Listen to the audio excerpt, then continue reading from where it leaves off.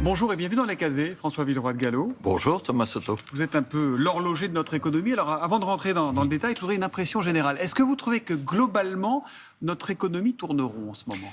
Écoutez, nous venons de publier un bulletin de santé de l'économie française là, en ce début 2024 à partir d'une enquête de terrain qui est réalisée par les hommes et les femmes de la Banque de France auprès de 8000 entrepreneurs. Alors l'économie française ralentit, bien sûr, mais elle apparaît quand même plus robuste qu'on ne pouvait le craindre. Nous venons d'estimer que la croissance au dernier trimestre 2023, nous l'avons remontée à 0,2%. Ce n'est pas un chiffre très élevé. 0,2%. Vous espériez 0,1, c'est ça ? Jusqu'à présent, on disait 0,1. Ouais. Et si on continue cette tendance à 0,2% par an, ça confirme notre prévision pour l'année 2024 de 0,9%. Donc, c'est une croissance ralentie, mais, je le souligne, c'est une croissance positive. Souvenez-vous, il y a un an, on craignait beaucoup la récession. La France n'aura pas de récession, sauf choc. Pas de récession en 2024. Non. Une croissance de 0,9. Bon, c'est pas une croissance de tigre asiatique non plus. Hein. Non plus. Qu'est-ce qu'on peut faire avec une croissance comme ça ? Alors, c'est une croissance qui permet à peu près de maintenir l'emploi. C'est une croissance aussi qui s'accompagne d'une baisse de l'inflation. Ça, c'est la bonne nouvelle qui se confirme en ce début 2024. L'inflation, ça reste la première préoccupation des Français. Souvenez-vous, il y a un an, elle était à peu près à 7%. On est descendu aujourd'hui en France à 3,7%. Donc on a divisé à peu près par 2, mais c'est encore trop. Et dans notre prévision... Quelle est la tendance sur l'inflation ?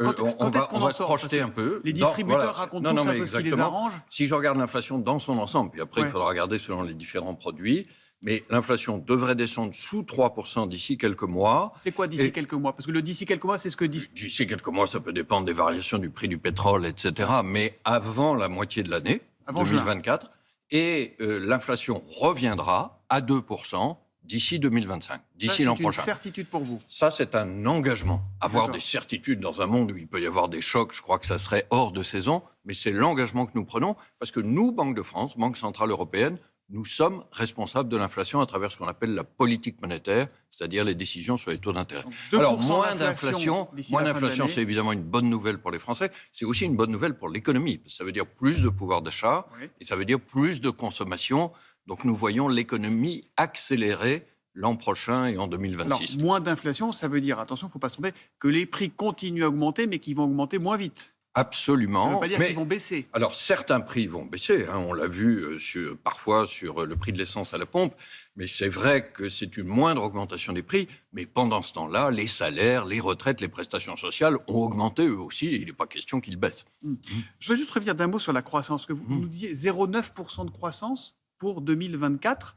Ça veut dire que le gouvernement a construit un budget sur une hypothèse de croissance un peu trop optimiste. Parce qu'il a tout construit, il a basé sur 1,4%.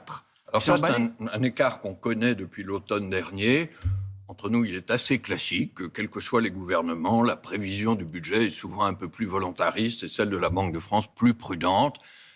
Alors, l'écart n'est pas beaucoup plus fort cette année. Nous confirmons le 0,9. Je vous dis à partir de 0,2% par trimestre.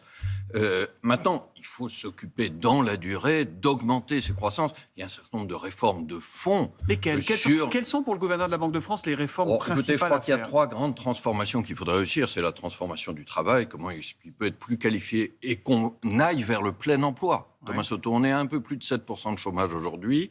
Je pense que dans la décennie qui vient, on peut aller au plein emploi, c'est-à-dire 5%. Et ça, c'est la première fois depuis 40 ans. Donc c'est une chance historique. Continuons dans cette direction avec plus de formation, d'apprentissage, etc. Il y a la transformation numérique, faire plus d'innovation. Puis il y a bien sûr la 3e grande transformation, c'est la transformation écologique, climatique. La Banque de France va d'ailleurs y aider les entreprises en mettant à leur disposition un indicateur climat à partir de l'an prochain. Donc ça change certains politiques. Avec vous, vous répondez aux questions. Donc on va continuer, si vous voulez bien, François Villeroy de Galhau. Sur l'épargne, à quoi il faut s'attendre, notamment sur les 2 livrets qui sont quasiment les préférés des Français, à savoir le livret A et le livret d'épargne populaire.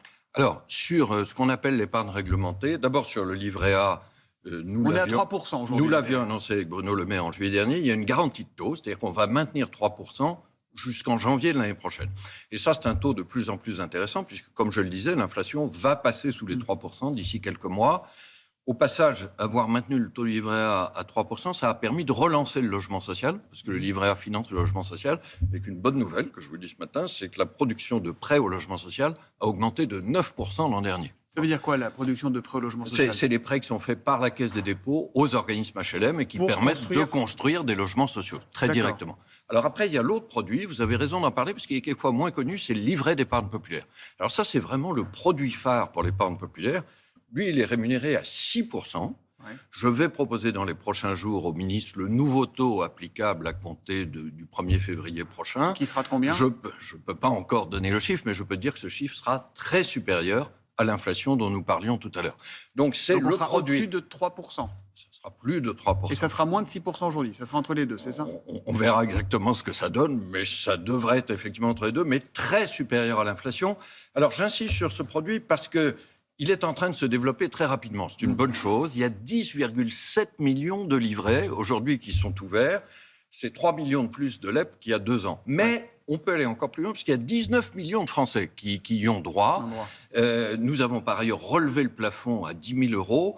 Donc, je le dis, c'est le produit de loin le plus intéressant pour l'épargne populaire. D'autant que cette année, il sera rémunéré à... Il sera rémunéré, voilà, nettement plus que l'inflation. Bon, okay, j'y arriverai et pas. Je le souligne, Thomas Soto, c'est un avantage qui existe en France, qui n'existe pas chez nos voisins européens. Donc, c'est une très bonne chose. Vous évoquiez le logement social. Le problème, c'est que ça fait des mois et des mois que les Français qui veulent investir dans l'immobilier, quel qu'il soit, n'y arrivent pas avec une chute vertigineuse des crédits. Comment voyez-vous évoluer cette crise immobilière ? Alors, il y a plusieurs raisons à la crise du logement. Une des raisons étant d'ailleurs que les ménages ont beaucoup acheté de logements jusqu'à 2022, quand les taux étaient très bas. Il y a aussi que les banques ne donnent pas suffisamment de crédit. Alors, on va revenir sur les banques. Mais je souligne que déjà, du côté des ménages, il y a un certain attentisme qui devrait se dissiper d'ailleurs progressivement, puisque les prix de l'immobilier ont commencé à se stabiliser, voire à baisser. Alors, du côté des crédits, je crois qu'on est à un point bas. On est autour de 9 milliards d'euros de production de nouveaux crédits chaque mois. Et que ça devrait repartir parce que, y compris les taux du crédit, sont en train de se stabiliser. Est-ce qu'ils vont baisser ? Les taux de la Banque Centrale Européenne que nous fixons ne vont plus augmenter. Les taux du livret A, on le disait, sont stabilisés. Donc il y a un certain nombre d'éléments favorables. Certaines banques ont commencé à baisser. Alors après, il y a la question que vous posez, c'est est-ce que les banques ont toujours la volonté de prêter? On le voit dans les reportages. Beaucoup de banques ne jouent pas le jeu. Alors, on va le dire, je sais qu'il y a un doute là-dessus. Les banques, me semble-t-il, ont la volonté de prêter et l'ont à nouveau de plus en plus. Je vois d'ailleurs un certain nombre de campagnes de publicité qui sont bienvenues. Mais, Thomas Soto... Parfois, entre la publicité et la réalité, il y a la mer.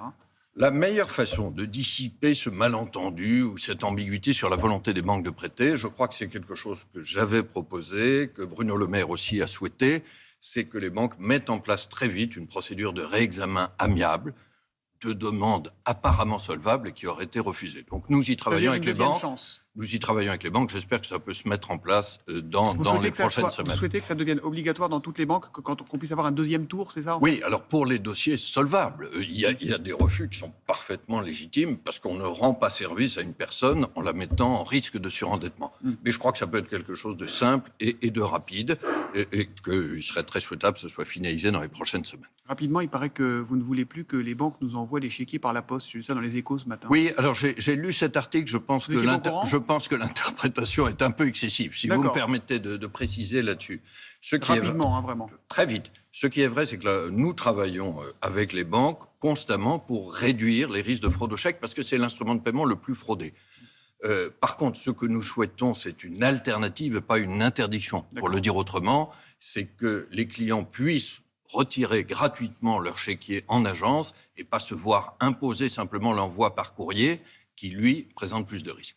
François Villeroy-Gallo, je pourrais vous remercier et vous souhaiter une bonne journée. Mais juste avant, quand même, on est en plein remaniement. Est-ce que vous souhaitez que Bruno Le Maire reste à Bercy? Alors, Thomas Soto, je vais beaucoup vous surprendre. La Banque de France est indépendante de tout pouvoir politique et donc je n'ai pas l'habitude de faire de commentaires de ce type. Bon. Je vais juste faire un commentaire très républicain.